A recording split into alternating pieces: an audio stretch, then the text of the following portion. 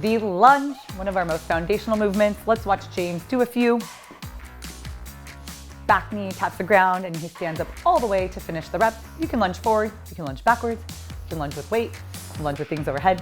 So many variations, but we're just going to address the lunge as a whole. The first thing we're going to think about is 90-degree angles.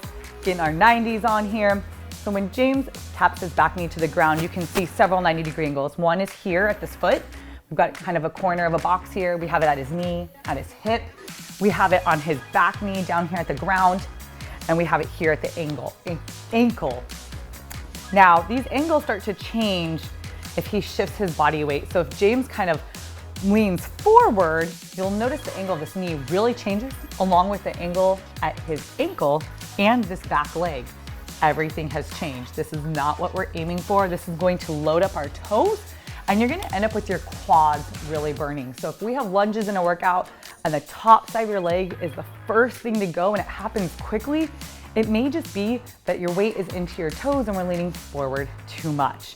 So with James stands up, one of my favorite ways to learn and get warmed up is to take a big step.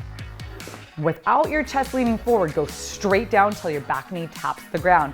Then use your eyeballs and look at your knee and say, is my shin vertical or is it squished forward? Are my knees over my toes? And those are all good signs if that's happening that we need to rock back.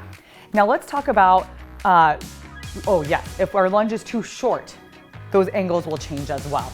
So one of the best ways to correct this is to just step further forward when you go to do your lunge. Now the width of our feet matters as well. Oftentimes when people go to lunge, if you feel unstable, like you're going to fall over, imagine it's because you're lunging on a tightrope. His front foot is nearly lined up with his back foot, and I don't know about you, but lunging on a tightrope sounds like a really hard thing to do. But if you start to spread and give space literally between your legs, spread your feet side to side, and then lunge, you're gonna have a really stable base and no longer feel like you're going to fall over as you go to complete your lunge. Now for your try hard tip, look up all our different lunge variations within the movement library and figure out how to load it or go to a deficit, and that will spice up your lunge for you.